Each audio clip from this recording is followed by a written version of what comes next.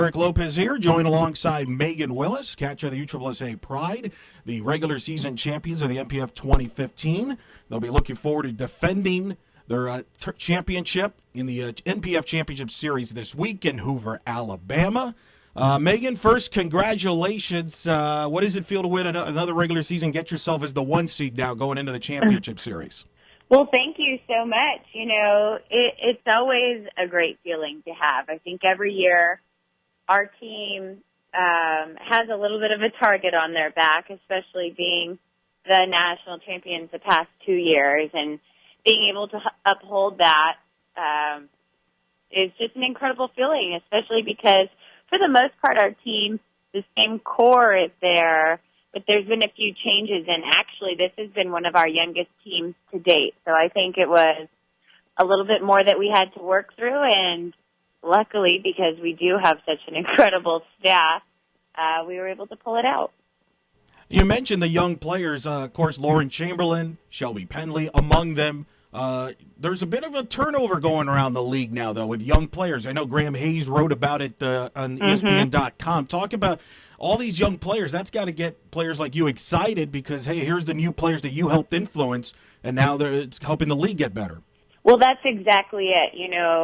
When I got in the league, it was in 2007, and at the time there were, I believe, 7 teams, and then it kind of went down. The ownership wasn't right, and it cut it back to 4. So really, when you take a look at that, that's not very many opportunities when you only had 20-person rosters. So the fact that we were able to add a 5th team this year, the roster goes to 23. There's just a little bit more opportunity to play, and I think girls are starting to see with last year us getting that CBS Sports package and some more airtime, people are just more aware of us. And with the addition of that, CBS Sports came for the first time ever. They were able to do a live broadcast of the draft this year, which was just so huge. And it couldn't have been better timing because it was the same time Lauren Chamberlain was able to enter into the draft. And I'd have to say she's probably the most popular softball player. She was definitely the most popular collegiate softball player. And I think that, when we were looking at her social media numbers, it's pretty incredible to see that on something like Instagram. She really did have the most followers out there, even than most of the girls in our league. So, again, it's funny that we have to talk about that, but that's just kind of, I think, the way the world is kind of going right now. And when you can use that free publicity and then tag that on to the live airing of the draft, it's just been huge momentum. So with all that being said, yes, there's a lot of new girls coming into the league, a lot of excitement about it. Girls know about the league now. I think college coaches are involved, and they're pushing their athletes to come into the league. And with that, it's just, you can see how much stronger this league has become. I asked Lauren about this when I talked to her a couple of weeks ago about this. Of course, her and Shelby Penley, Kalani Ricketts, all Oklahoma Sooners. Yourself and Cat are Texas Longhorns. How much smack talk is going on? And as veterans, did you give the Sooner rookies a little bit harder hazing because they're Sooners? We had to get used to that a couple years ago when Kalani came on the team. So I think that was when we had a lot more fun. And when that happened, there was 3 of us Longhorns, with Blair Luna being on the team at the time, too. So we kind of overpowered them. But right now, it's kind of equal, 3-on-3. So we do give each other a hard time, but really we have to have each other's backs these days since we're the only 2 teams in the Big 12, and everyone else on our squad is either chanting SEC or Pac-12 stuff. So it's kind of funny to see that. We'll kind of have each other's back with that, but I don't think you'll ever hear us rooting for each other's school outside of just our team shenanigans. Yeah, you got to get, it's conference representation. Yeah, the SEC, they always kind of bond on that stuff. It's interesting, no matter what they are. It seems they always bond about the SEC and their softball supremacy. Yeah, we don't get it, and we don't get it in the Big 12 because we never champ Big 12. We just knew that we're never gonna you or A&M, even though A&M's not there. I was played back in the day when A&M was in the Big 12. But anyways, it's been awesome having them a part of our squad. Obviously, a great group of girls. Jessica Schultz as well. She wasn't able to play this year due to injury, but I know that the team looks forward to having her back next year as well. Of course, Cat Osterman, this is her final season. She announced it before the season. She's had another great year. She had a documentary out, and, of course, she's had a lot of ceremonies pitching in the state of Texas one last time. How has she been able to handle that, the fact this is her last season, with the fact that, hey, I'm trying to win another championship and go out on top?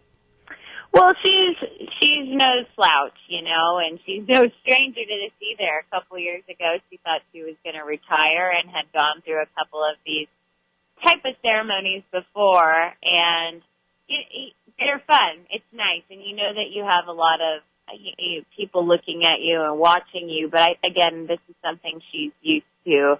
So she takes it all in, no doubt, and enjoys it, but you know that at the bottom line that she's ready to win, and she's going for that championship, because what's better to go out than if you can go out on top, So it's been fun. I think it's been nice for everyone, all the fans, to be able to have an opportunity to know that this will be the last time to see her play. And so for them to know that, it's been a little extra incentive. We've had a great fan support and crowds, especially when we went to Houston and San Antonio.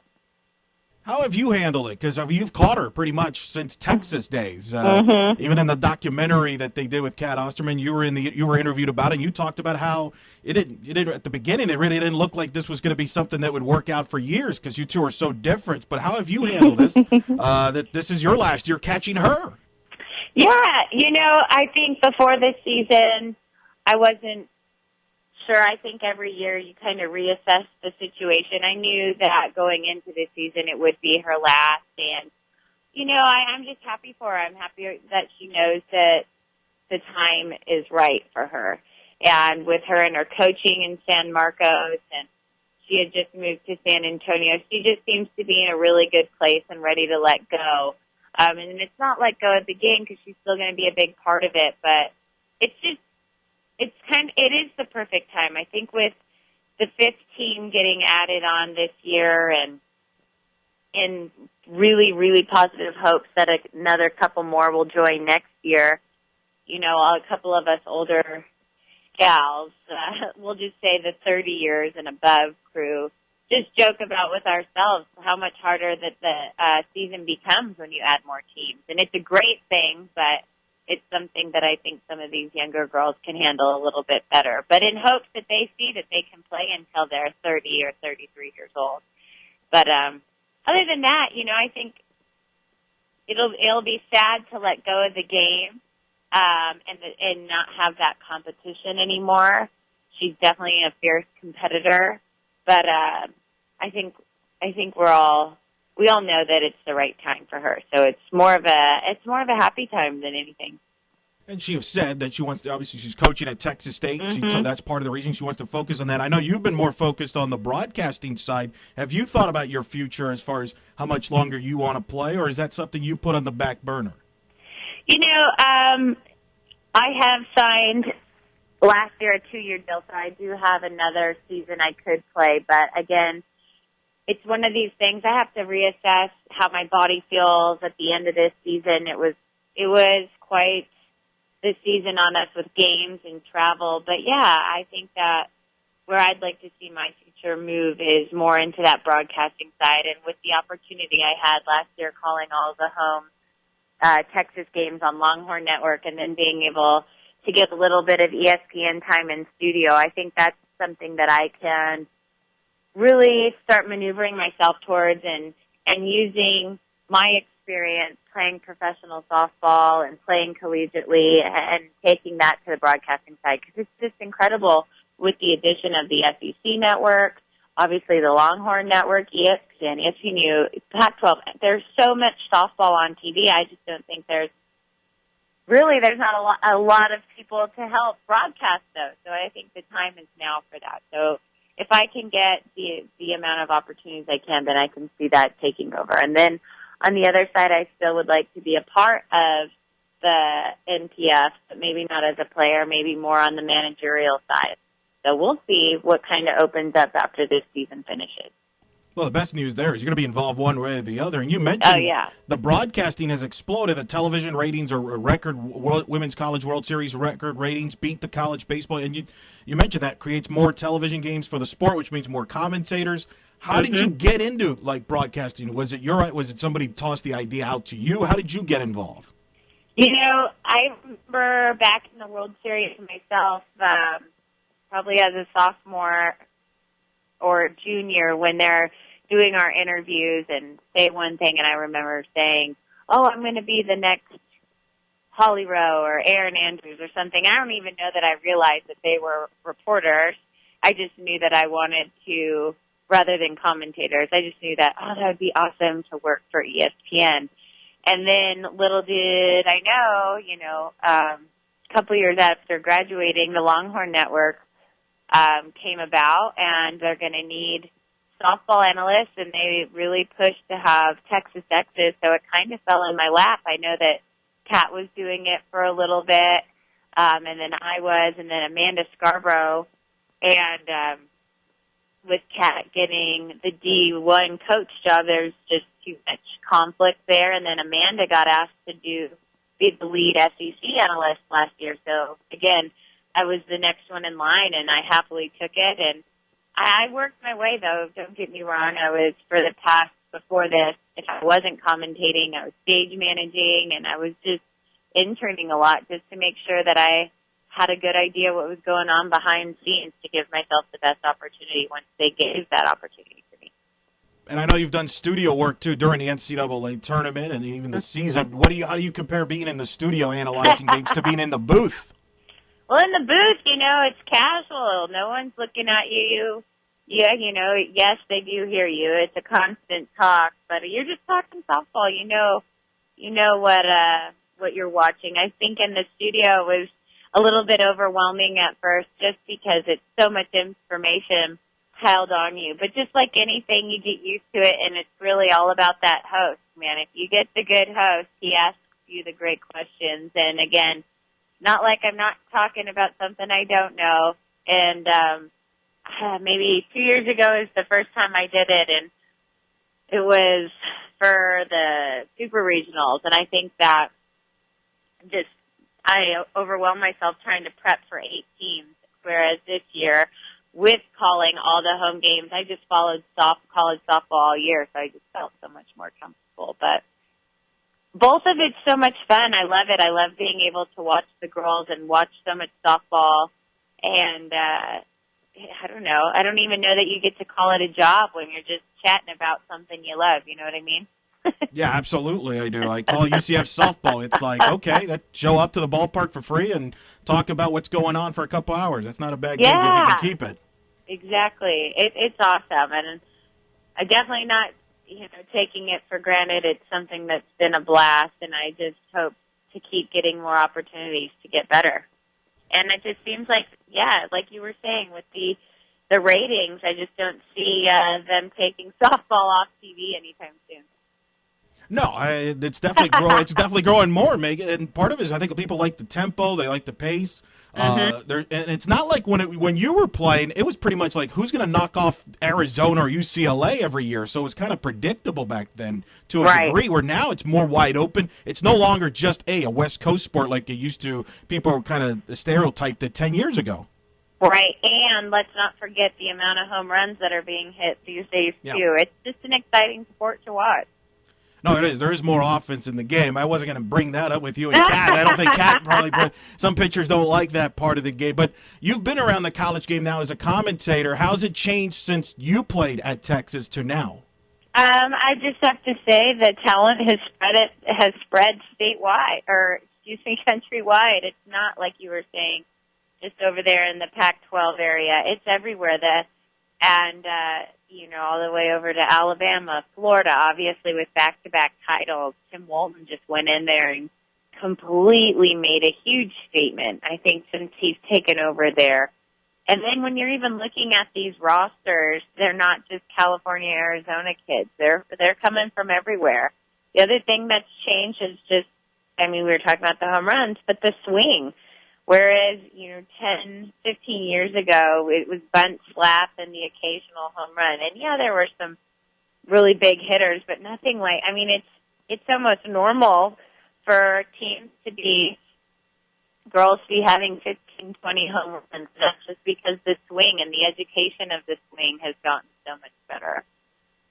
Defense is great. I think the one thing that is different, and I don't think you say that pitching's gotten worse. I know that hitting's gotten better, but it's amazing that you're not having that pitcher dominance like maybe when I was playing, when you had close to 5, 6, 7 pitchers under a 0 ERA by the time they're getting to postseason. And now they're just hovering right at 1 or between like a 1 and a 1.2. Not that that's bad, but that's just the way the game's changed.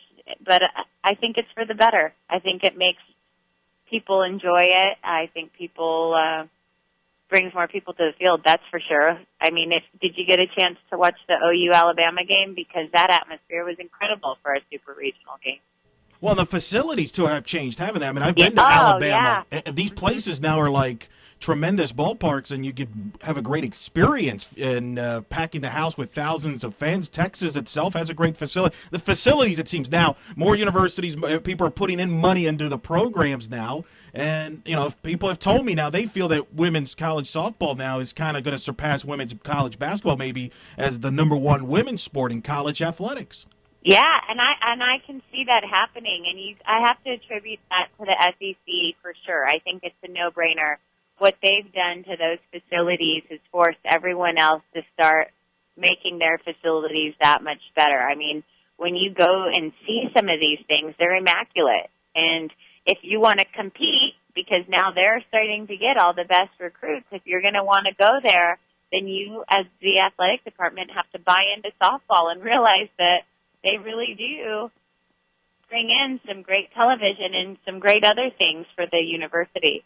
So it's just nothing but positive. I just see everything moving in a great direction, and the icing on the cake will be if that 2020 Olympics can get back in there, you know? Yeah, I was going to ask you about that, but do you think the NPF is starting to kind of get the feed off the popularity of the college game now and maybe could take some things from the college game and grow it itself? You mentioned the TV deal with CBS Sports Network, going to be at Hoover, Alabama, which is a great location. Where does the NPF can do to kind of continue the momentum that the college game has right now? Well, I think we've got to just make sure that we keep the girls like the Lauren Chamberlain with that kind of following. Lauren Hager, both of those girls going to the SCs and using that social media following and them staying in the league for more than 2 years. If their longevity can last and they get to continue to bring their followers along with them, if that makes sense, you know? Right.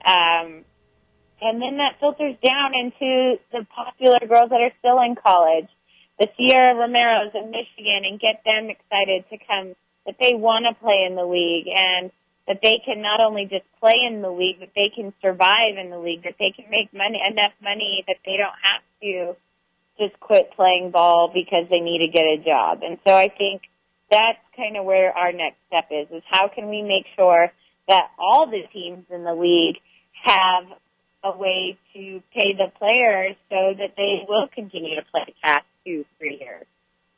And I think hitting the right markets, it seems like from afar that, like, for example, the Dallas Charge has been a success for the league. They've drawn very well over there with their ballpark. So I think that's also part of the equation. You mentioned the Olympics. Of course, that's the topic, trying to get back into the Olympics. You've had the privilege of being in the Olympics. And that's what's kind of also missing. That used to be kind of the center stage, if you will, for the sport. Obviously, I remember in 2004, for example, that's when I really started following softball because of that U.S. team that won the gold medal. They were on the cover of Sports Illustrated. We've seen this summer with the U.S. women's soccer team and how people are interested. More people are interested in women athletics in general. Is that the next step, too, for the sport to get back to the Olympics? And I think it's been proven now that it's not, the perceived, well, the U.S. dominated the sport, et cetera. I mean, there's Canada, there's Australia, Japan, which will be the host of the Olympics in 2020, which would make the most sense. That's the next step, right, for everybody involved. Well, yeah, I don't think if it doesn't get in, I don't think it will hurt the NPF. If it does get in, I think it will just continue to help grow the sport in general. I think because, like you were talking about, the amount of exposure and popularity the U.S. women's national soccer team got, it was after that London Olympics, and that thing was just so blown out of the top. Like E-News was there following them, and sports is popular and exciting, and it was trending, if you will. And so if that's something that can be brought, Tokyo is a very big city out there. It's not hard to get to, and they're very, I think, open, and it might be another big type of event like London was. And if that's the case, then that's something that's really going to help our sport for sure, I think. It's never going to hurt our sport. We just need to have it back in there. And the other thing that it really helps with is sponsors. When you're an Olympic sport, it brings in new and different sponsors to the sport. Question about that. It'd certainly help. Megan Willis joining us from the USSSA Pride as they get ready to defend their championship in Hoover, Alabama this week. Details on USSSAPride.com as well as ProFastPitch.com.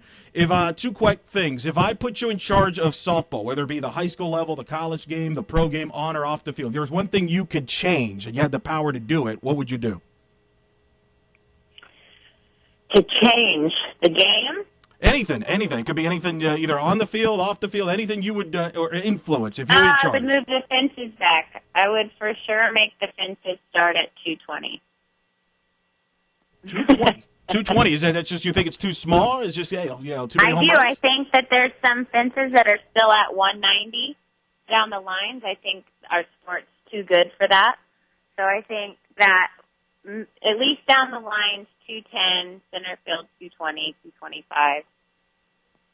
And I think people will still hit home runs. I just think that our sport's way too good to have 190 down the lines.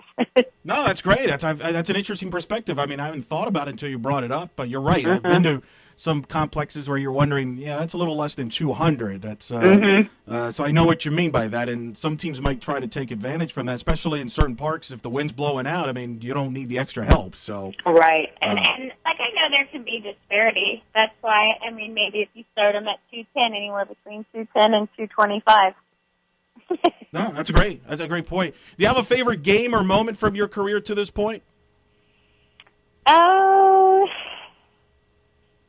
there's always one from college, and it was my junior year right before we went to the World Series. We were playing Washington. Danielle Laurie was a freshman at the time, but it really had nothing to do with that. It was just our super regionals, and we ended up them. But two of them hit home runs. It was one of the first time we really felt like a big star and felt like we had that opportunity going into the World Series. And then since then in the Pro League, I think that 2 years ago when we beat Chicago in Chicago was a pretty big feeling because Chicago's fans just bring it. It's loud.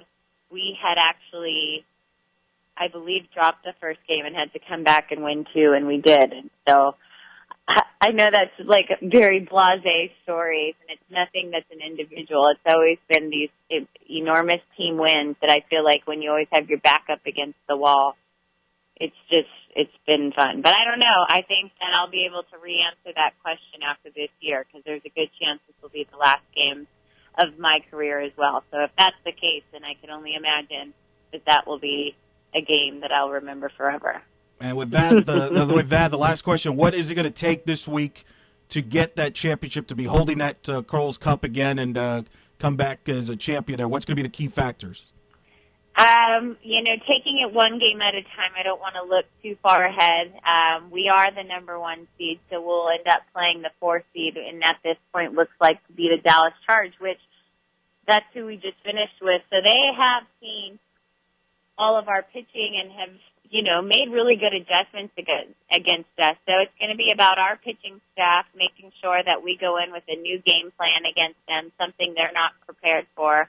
And then our offense just needs to be ready. And 1 through 9, we've got to make sure that we're just doing the little things, bunts, steals, sacrifice flies, and then if hopefully, as long as we move to do that, then we're going to have to figure a way to score off Monica Abbott. Well, we hope that works out. We'll be watching. Of course, it'll be on CBS Sports Network, which in itself will be exciting, too, the exposure for that. Megan Willis, arguably the greatest catcher in the history of the sport of softball, joining us here. I appreciate you taking the busy time from your busy schedule. I know it's a hectic week, an important week, but we really appreciate you taking the time, and good luck this week, and we look forward to seeing you play more and being around the sport. Well, thank you so much, and I appreciate you so much for chatting about the NPF and the USSSA Pride. Thanks for having me. Thanks, Megan. All right. Talk to you later. Bye-bye. Megan Willis joining us here. I'm Eric Lopez. For details on the NPF Championship Series, go to profastpitch.com as well as USSSA Pride.com.